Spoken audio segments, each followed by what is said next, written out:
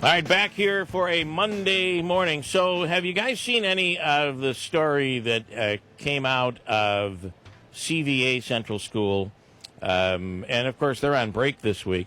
But the story that came out where 2 teachers have been fired. Did anybody see any of that? I did see. I read up on the story after you had let me know about it. Yeah. So, Dr. Richard Hughes, who's the superintendent at Central Valley, I believe he talked with KTV on Friday, and of course you're talking about a labor issue, so there's not much he's going to be able to say. But apparently, 2 teachers were dismissed, and they had a superintendent's day on Friday, and apparently some of the teachers showed up to superintendent's day on Friday dressed in black when.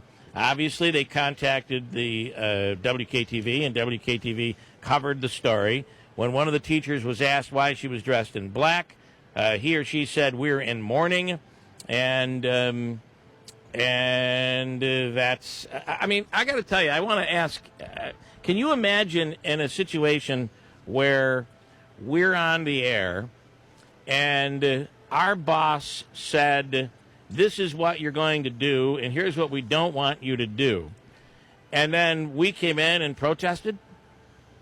I'm trying to find other positions. I understand there are union issues, and if your union decides to protest, but it just I do really wonder about.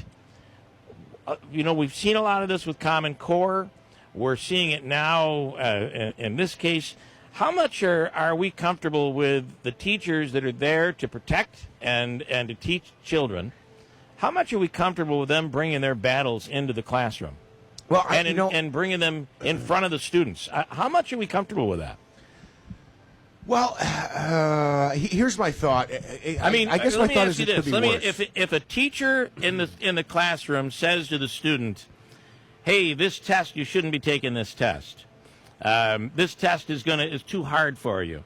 I mean, is that an appropriate action for a teacher? In any other position, find me a job where you wouldn't be fired for doing that.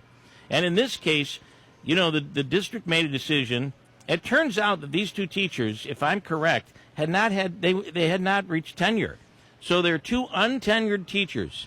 So if the district then, and any other district anywhere, the superintendent has to make a decision. The school district has to make a decision. Are these teachers that are going to fall in line and serve as good and effective teachers? If not, if you give them tenure, you're stuck with them. How are you going to get rid of a tenured teacher? These are 2 untenured teachers, and their contract wasn't renewed. I wouldn't call that a firing. No, and was this over an issue with Common Core?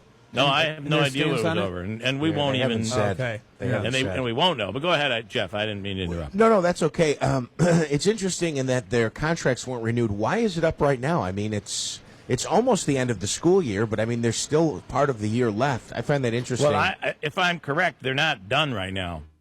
It's only that they won't be renewed. That they it's like will a not. Scott Schaefer situation with Syracuse. Where you're not going to have your job at the end of the year, but here you go, finish out the year. Well, but in this case, what it is you find out whether or not the board or the school, the superintendent, is going to hire you on for another year, and after 2 years, the district says, "I'm sorry, we're not going to renew your contract." So you're not. You don't reach that 3rd year and become a tenured teacher.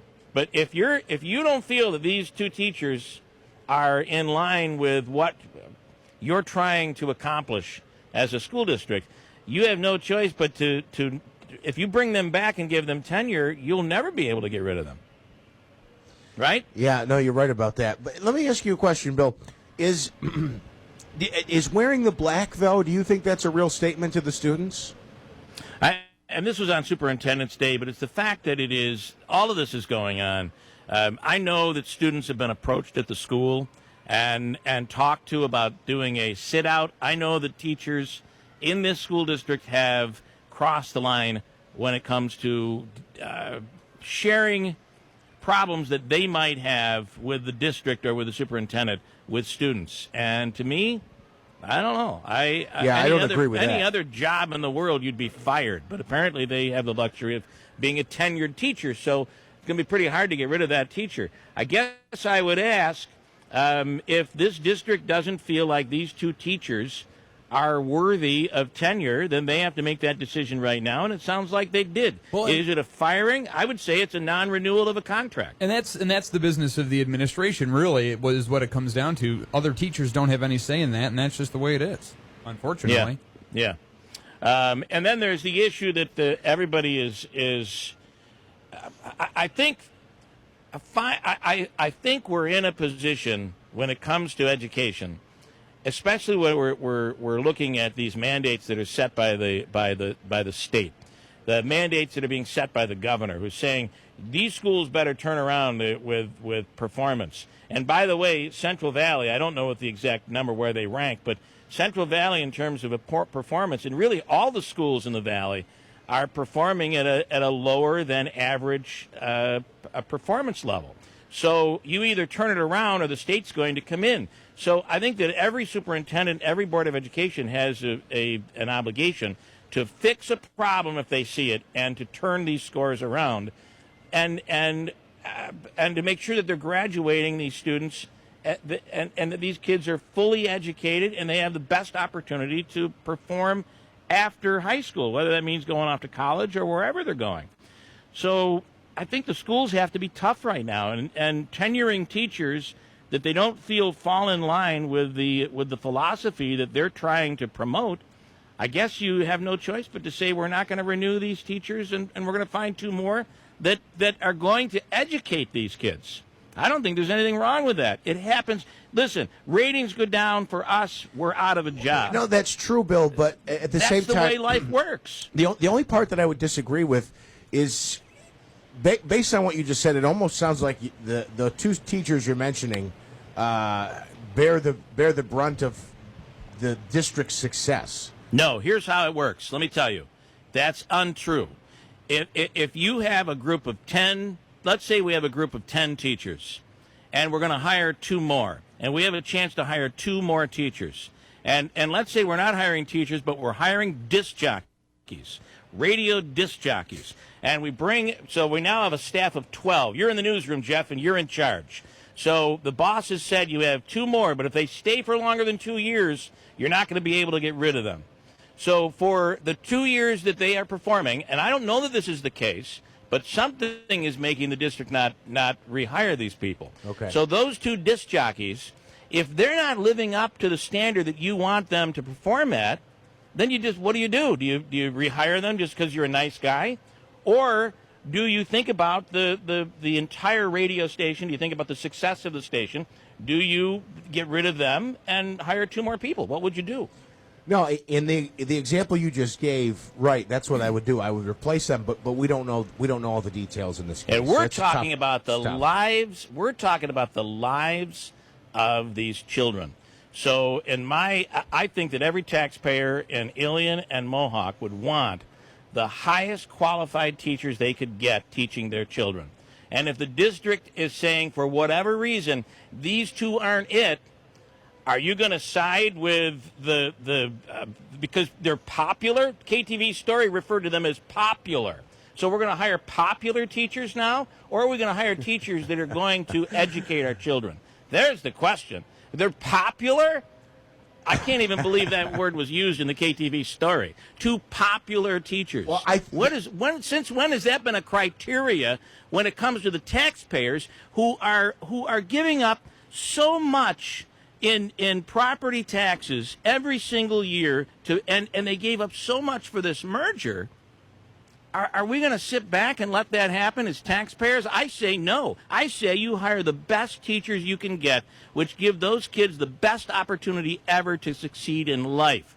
And if there's a teacher there that doesn't cut it and you have a way to get rid of them, I'm all for it. Get rid of them, chop them off before they become tenured, because then you're going to be stuck with them. I don't see any situation where you can't side with the superintendent on this. I'm just saying we don't know the circumstances there. We don't know exactly. We don't know. Yeah, we don't know. But I'm saying if the district is saying we're not renewing them, I would say, all right, well, let's bring in two that are going to be falling in line with the philosophy of the district to teach these kids. Fair enough. Give these kids the best opportunity you can give them. I don't know who these teachers are. We don't know their names. We don't know why they're not being renewed. We don't know any of that. It could be nothing to do with performance at all. I have no idea what it is. But at the end of the day, if the people who are the Board of Education and the superintendent are saying these two aren't it, as a taxpayer, I don't plan to come in and interview them, and I don't want to hear that they're popular with the students and they're popular with their coworkers. I think that's the dumbest thing I've ever heard. What a terrible argument by the teachers. And Bill, if that's it. And are you kidding me? What a joke. Well, one of the things I'm a taxpayer in that district. Let me tell you something. We pay a lot of taxes. If there are two teachers that the district wants to get rid of and the board is good with it and the superintendent's good with it, I'm good with it. I don't care if they're popular and going to inspire black T-shirt protests during a superintendent's meeting. Are you kidding? Man. And that's all I have to say. When you look back historically at your teachers over the years, do you not agree that some of your teachers, well, and that some of I know my best teachers may have been the most unpopular at the time. Yeah. So not that that's a criteria at all. As a matter of fact, I believe at times my parents were kind of unpopular with some decisions that they made. But, at the end of the day, popularity, this is not a popularity contest. I want my kid to be able to graduate and get the best job they can get. And it might be a plumber's job. It might be going on to be a rocket scientist. But I don't really care if the teacher is popular. That really isn't one of the items that I'm checking, one of the checklist items I'm checking off when it comes to which teacher should be teaching my kids. Interesting. And I don't think as a taxpayer that anybody should be concerned with popularity. And I don't really care how popular they are with their coworkers. It really doesn't matter to me. If a teacher is an inspiring teacher, someone who can teach, and somebody who really can help move kids forward, that's the only thing that I care about. We'll break. We'll come back. And you want to talk about it, 7360186. Another thing going on is in Utica.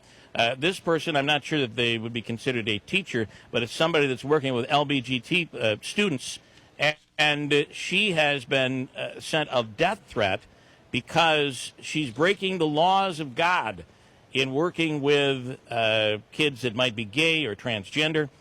She just got a death threat, a letter that was threatening her life. We'll talk about that one when we come back. Hold tight, 736. It's WIBX. Hold on.